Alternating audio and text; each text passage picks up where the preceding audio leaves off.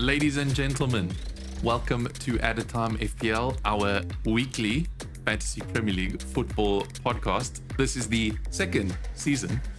Who would have thought that we're back?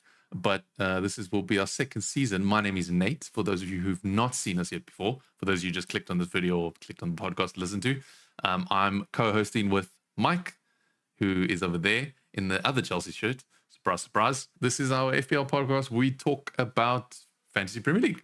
We don't think we're experts, but we think we know enough to start a podcast about it. So we decided, you know what, let's share what we have with everyone out there that wants information and see how we go. Yeah, I was tired of bombarding Nate and Radwan and everybody with FPL content, so I thought I'd irritate the rest of the world. Just so everybody knows, if there is an expert here, it's that guy, because every season he beats us. Every season he takes us on. I think I beat him only once in the last 10 years. Yeah, it's been...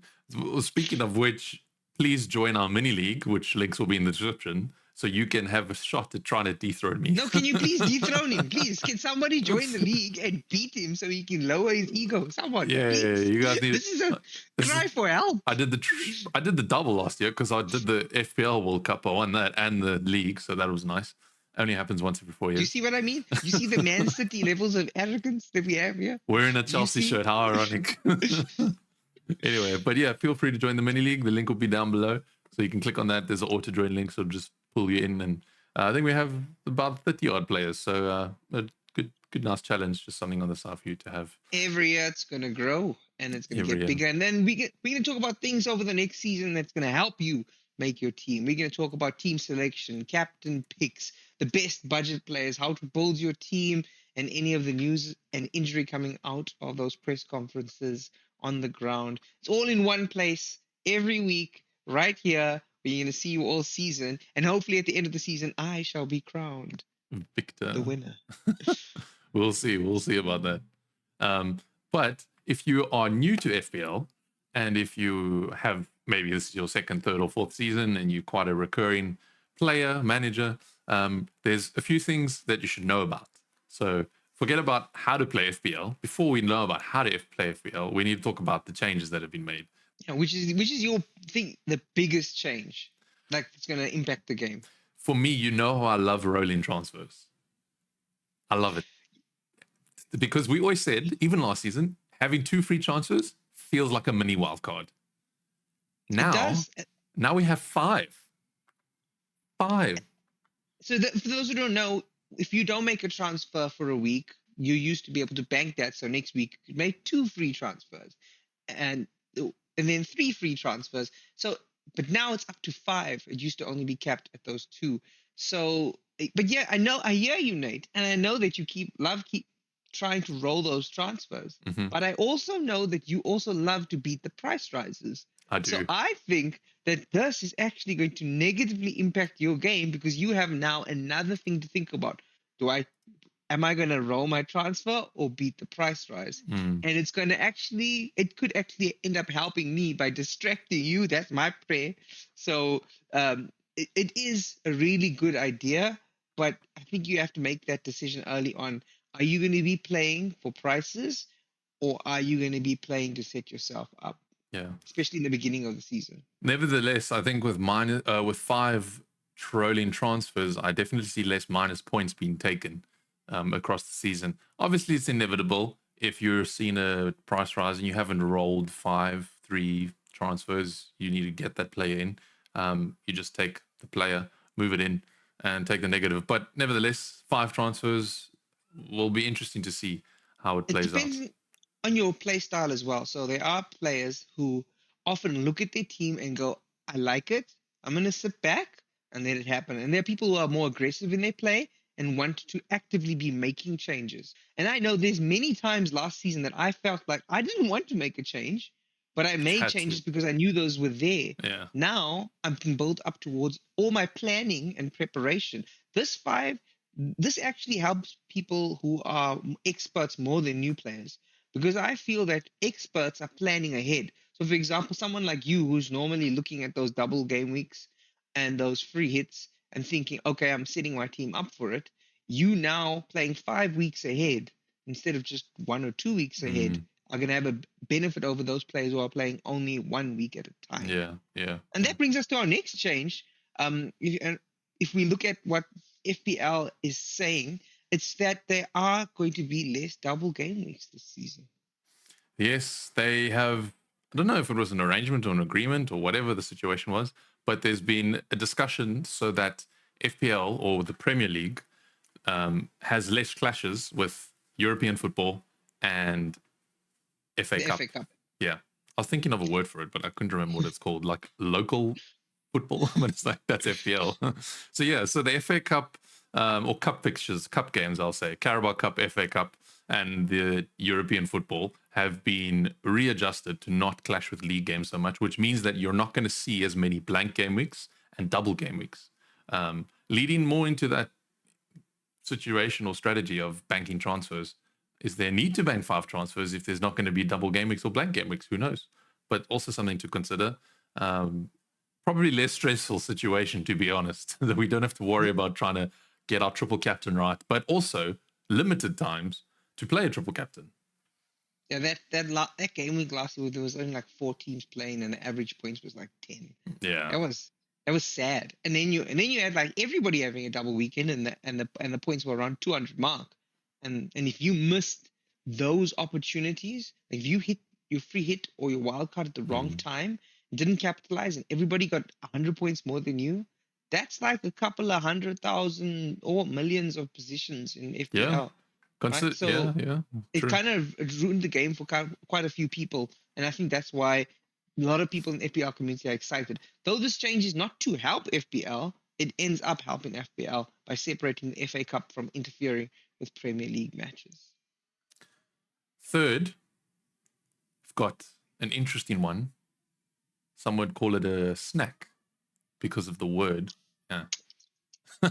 It's called a mystery chip. So a mystery chip. We have no idea what it is. So if you've clicked on this video to find out what the mystery chip is, we apologize. We can't tell you because we don't. It's a surprise. We don't have insight to FPL. Yeah. No one knows. No one knows. Absolutely no one knows. FPL have not disclosed what it is. All we know is that it's going to be revealed closer to January next year, 2025. So that's around the summer transfer window. So we can only speculate what it might be. I had the theory of it possibly doubling all your starting 11 players, or Mike was talking about how the new FPL challenge that's been introduced, it could work like that. Maybe if there's a derby day, it doubles derby points. There was something else that you had that was quite interesting. Another theory. Yeah, it could be all out attack comes back. All out attack, yeah. Because they took all out attack away because everybody was playing like 5 defenders at that time, so there was no point. Like the days of Trent and doubling up on Liverpool defenders, Chelsea defenders. Now, I'd love an all out attack last season because we had less need of defenders unless you were playing Arsenal double up, and the rest could be attackers. And I feel that right now, FPL has made serious changes to the system in order to benefit attackers and actually take away the need for expensive defenders, which brings us to another change. They've made it more difficult for defenders to get bonus points. Conceding goals gives you less bonus points, and taking shots on goal gives you more bonus points. This means that your attacking players have a higher chance of scoring bonus points and getting those 1, 2, or 3 bonus points at the end of the game. Having more shots on target, let alone goals. Yeah, I mean, I still want to help Nunes. He still miss everything. But it's true. It's true. But players like that have high shots, and we're talking about the whole of Man City's forward line, right? We're talking about players like Chelsea, like Sterling, who takes shots but doesn't actually score goals. Can actually be rewarded for points now. Yeah, and they also nerfed, to use a gaming term, goalkeepers' ability to get bonus points from saving penalties and points for saving penalties, because what they found was a keeper could concede 2 goals and still end up more points than someone who scored a hat-trick. So it was just, they balanced the game to favor attackers. And if they're doing that, all-out attack could be a serious option. But I think the whole season, first half, will be rumor mongering about what this chip is going to be. Yeah. Obviously, not a big change, but something that happens every season and something to look out for is the player movements, players' positioning changes. It's not an FPL change to say, but it is something that changes every year, something to keep an eye out on for. The final, and not so much a change, but more of a historical kind of point of view, is an absolute enormous price increase to our robotic friend from Man City, Erling Haaland. Mike, what is his price this season? Like the world's economic crunch has gotten to FPL. Everything's Inflation. getting expensive. The price of bread, the price of meat, the price of milk. Now the price of Haaland is up 15 million. Are they mad? Well, we can talk about it a little bit, but like it has shaken up FPL in a way that is fresh, frustrating, but in a good way. Because last season, everybody had a template team. It was the same team minus one or two changes. It was very boring, but safe. Now, there is no template team because you have to start every single. And if you are starting this video and you want to get straight into it, here's where you start FPL this season. Number one decision. Are we going to start with 15 million Haaland or not? That's crazy. That is an enormous amount. The closest forward ever to have reached that, I think, was Van Persie when he finished up at Arsenal and moved to United. Other than that was historic. And when it happened, we were all like, whoa, 14 million. And Phil was worth it because he ended up winning the league that season, scoring his goals, with number 20 on his back. So will Haaland make the same impact? There are going to be many people going without Haaland or going with him and making that decision today, day one. So Nate, the big one. Definitely next week when we talk about our template teams and our who to haves and who not to have, we'll be covering those players. But what do you think? Haaland? Well, no Haaland. What's your thoughts? 15 million. It's a lot of money. Is it deserved? I mean, maybe. Considering his first season, he had a worse season. He did last season, but his worst season is still good. That's the thing, because his first season 272 points, 272 points. Second season 217 points, so significantly worse in comparison to Haaland. Like if you're rating Haaland against Haaland, but overall, still not that bad. I mean, he scored 10 less goals, which is, I mean, he still scored 27 goals. So. 8 assists, so similar assists. Just an interesting point as well. He also had less minutes played. A lot of people will also say that his goal scoring in his first season was due to Kevin De Bruyne playing more. Yeah, and Kevin De Bruyne being on form. We definitely spoke about that as well last season. I've been on a roller coaster this week because first I hear Kevin De Bruyne is signed for Saudi. And then I'm like, okay, Haaland's out of my team. Yeah. Then I hear Pep say in a conference that KDB is going nowhere. So, and then Haaland's back in my team there is a lot to think about Haaland, but at the end of the day, Haaland is 15 million for two reasons. Number one, he is going to score goals. He is the Golden Boot winner. He most likely will be challenging for the Golden Boot again, right? But secondly, it opens up the game. I think that's more important now for FPL. Yeah. The decision to make him 15 million makes the game better. So it doesn't give Haaland that 93% ownership rate we saw last season or 2 seasons ago.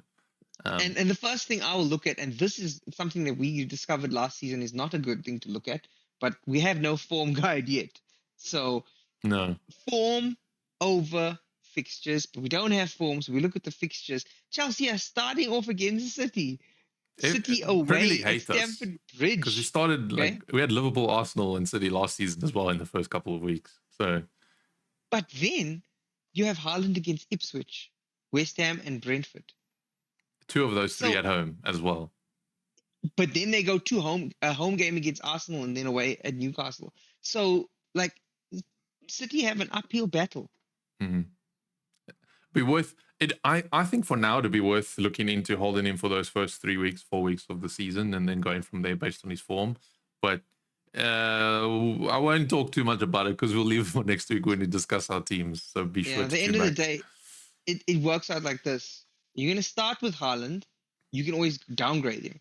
But if you don't start with Haaland, unless you have 5 transfers banked up, you ain't going to get Haaland easily in because you can't change an 8 million player to a 15 million player. That's not how math works. And speaking of 15 million, what does that mean? It means you need budget picks, doesn't it? If you have a 15 million player in your squad and you maybe have a 12.5 Mo Salah or a 10.5 Cole Palmer, also Chelsea represent, my boy increased 5.5, big stuff. Gold here in the Yes. summer. You have to have some budget picks, right? You have to have some 4.5 mil defenders. You got to have some 6 mil midfielders because you can't fit everyone. As much as you'd want to have Salah, Palmer, and Haaland, it's not possible. It's just not possible this season. Looking at some players that the rest of the FPL world are going crazy on. If I look at form now, I'm thinking about this guy. His name is Rodgers. Plays for Aston Villa. He started the end of last season. Okay. In the summer so far, he has 3 goals and an assist. Morgan Rodgers, yeah. He's only coming in 5 minutes. Okay. People are touting him as the next Cole Palmer. Okay.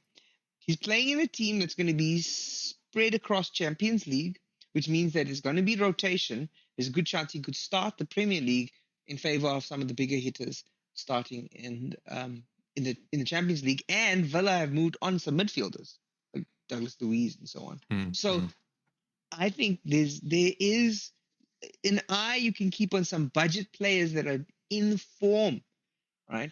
Another one that's doing really well that I want to talk about, and we'll talk some more next week about these enablers. But there's this player who could potentially be playing left back or left wing back for Brighton. His name is Barco. And he's only coming in at 4 million. And for me, if I'm going to have a team with Cole Palmer in, I'm going to have a team with Haaland, I'm going to have a team with Mo Salah, I need a 4 million player that's going to start. You got to find one. And Brighton in previous seasons has always come up with a good 4 million player. I'm thinking of players like Lamptey, who start, do really well. But we're going to have to keep an eye on preseason. But those are the type of players I'm looking at to enable me to get the squad I need. But I like your Newcastle pick because of Burn, because Newcastle have probably top 3 or 4 best fixtures for the first 5. Yeah. I like your Arsenal picks because Arsenal is Arsenal, right? The best defense. But you haven't mentioned probably the team with the best fixtures. And that's something we can talk about next week. But